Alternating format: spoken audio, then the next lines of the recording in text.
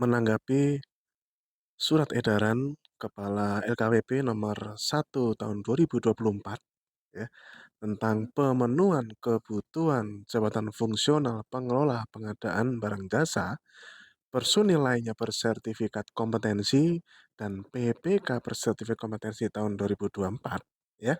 Izinkan saya menyampaikan beberapa ulasan tanggapan. Tidak untuk membacakan seluruh isi SE, Anda juga sudah bisa melihatnya, sudah bisa menjelaskan dan bisa menyimpulkan apa yang sudah ada di situ. Hanya saja di video ini izinkan saya untuk eh, mengambil poin-poin penting yang memerlukan tanggapan dan ulasan dan penegasan, ya, versi saya. Disclaimer bahwa ini adalah ulasan saya pribadi, tidak mewakili siapapun.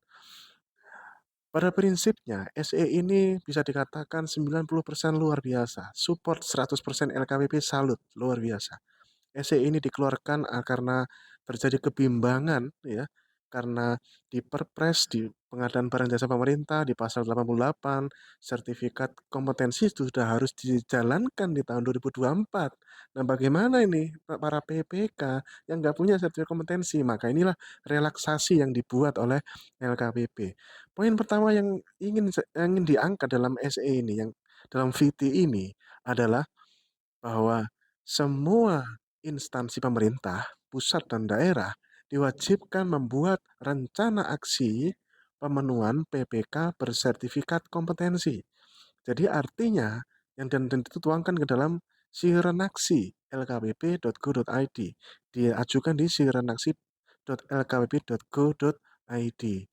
Nah, sehingga instansi memiliki kewajiban dua rencana aksi yang harus dibikin, yaitu rencana aksi pemenuhan Jafung pengelola pengadaan dan rencana aksi pemenuhan PPK bersertifikat kompetensi. Memang harus dibikin perencanaannya sehingga nanti akan timbul program-program selanjutnya. Itu poin penting pertama yang ingin ditegaskan dalam SE ini. Kemudian poin penting berikutnya adalah SE ini memberikan relaksasi bagi para PPK yang saat ini memang belum banyak yang belum punya sertifikat kompetensi. Kan nggak mungkin terus pengadanya berhenti kan ya. Nah, hanya karena gara-gara ini. Dan kompetensi ada bagian yang penting karena kalau terjadi permasalahan hukum, maka aparat penegak hukum akan cenderung mempertanyakan kompetensinya dulu sehingga daripada nanti membuat satu masalah besar, ya terjebak oleh aturan sendiri gitu ya. Maka SE ini menegaskan, ya tidak merubah ketentuan di Perpres maupun di Permen, tapi menegaskan.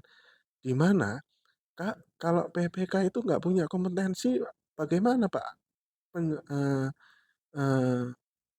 kebijakannya, gitu. Kalau nggak punya kompetensi, maka diberikan relaksasi, ya, seperti yang ingin saya tunjukkan ada urutan mulai dari huruf A sampai huruf G, dan ini harus berurutan. Dan melihatnya adalah per satker, ya, nggak usah instansi besarnya, tapi satkernya, ya, satker besarnya, penugasan PPK dengan urutan prioritas dari huruf A huruf G, ya. Jadi kalau misalkan tidak ada yang punya kompetensi, maka solusi yang pertama, prioritas pertama adalah Jafung. Ya, seperti hitungan nilai SE, maka Jafung ahli muda bisa ditugaskan menjadi PPK tipe A, tipe B, tipe C. Jafung ahli pertama bisa ditugaskan menjadi PPK tipe C dan PPK tipe B. Saran saya, jangan menugaskan Jafung Madya untuk PPK. Biarkan Madya berfokus pada pembinaan, konsultasi, dan bimbingan teknis sebagaimana tertuang. Ya, itu. Pak, itu adalah urutan prioritas pertama. Pak, Jafungnya nggak ada. Nah, kalau nggak ada, maka solusinya adalah prioritas nomor dua. Nomor dua yaitu tugaskan ASN atau personel lainnya yang punya sertifikat kompetensi sesuai dengan kompetensinya tadi tipe A, tipe B, tipe C. Maka oleh karena itulah LKPP menyelenggarakan sertifikat pelatihan tipe C. Karena sertifikat pelatihan tipe C itu sudah dianggap sudah punya kompetensi PPK tipe C sekaligus bisa menjalankan pekerjaan untuk PPK tipe B. Nah, ini solusi besarnya ya. Ini jadi memberikan solusi ya untuk kedepannya. Jadi saran saya, rekan-rekan semuanya, LKPP sudah menyediakan MOOC. Ya di tahun 2024 ini masih belum buka batch-nya, tapi begitu buka ikut.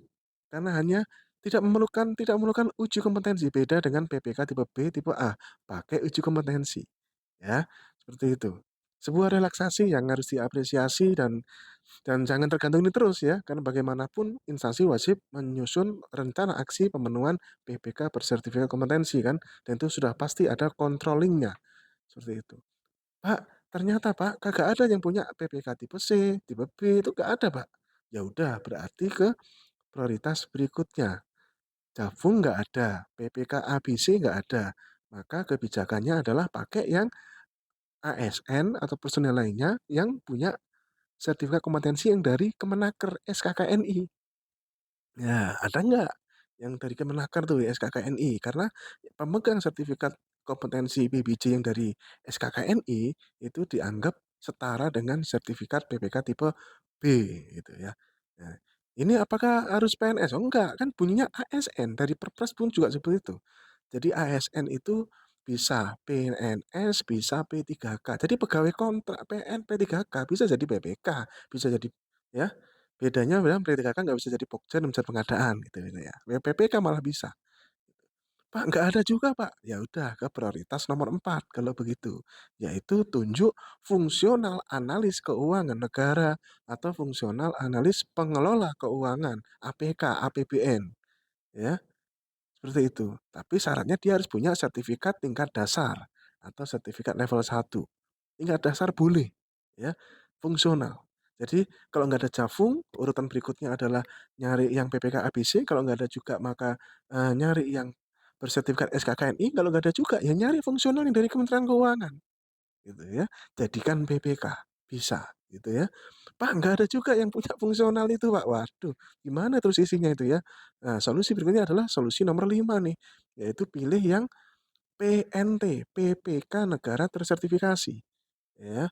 Karena tidak semua jafungnya di Kementerian Keuangan itu punya sertifikat PNT, nggak semua. Gitu ya. Jadi yang diutamakan adalah Jafung Kementerian Keuangan, kalau nggak ada baru yang punya sertifikat PNT, PPK Negara Tersertifikat dari Kementerian Keuangan. Tapi syaratnya sekali lagi tetap sama, punya sertifikat tingkat kalian dasar, ya minimalnya. "Pak, nggak ada juga." Ya udah, kalau begitu adalah prioritas nomor 6, gitu ya. Yaitu apa? Cari ASN atau PNS yang punya sertifikat CCMS, Certified Contract Management Specialist, itu banyak kan ditawarkan di mana-mana di LPDJ itu banyak nawarin CCMS, maka itu yang bisa digunakan. Tapi syaratnya dia adalah sertifikat CCMS-nya harus aktif dan terbit sebelum, pokoknya 2024 sudah nggak bisa ya, yang terbit 2024 nggak usah dipakai ya, kemudian yang, dia punya sertifikat tingkat dasar minimalnya dan ini yang saya masih belum tahu ini ya, harus lulus uji kom gitu ya, uji kom UK yang ngaji ulang pemaketan gitu, sempat nggak itu ya? Nah gitu. Nah kalau nggak ada juga, ya kalau nggak ada juga ya sudah, maka sapu jagatnya adalah pilihlah ASN, personil lainnya yang punya sertifikat tingkat dasar atau level 1. Jadi ujung-ujungnya juga pokoknya setelah tingkat dasar boleh dipakai Bapak Ibu. Akan tetapi harus cek dulu 6 kondisi sebelumnya. Yang sering terjadi adalah personelnya ada tapi tidak digunakan. Maka inilah penegasan dari LKPP sekaligus solusi, sehingga jangan sampai pembangunan terhambat gara-gara urusan dengan kompetensi. Ya, rekan-rekan semuanya sukses, kita jaga, kita tingkatkan terus kompetensi dan ikuti perkembangan terus, terbaru di VT saya di TikTok. Sukses semuanya.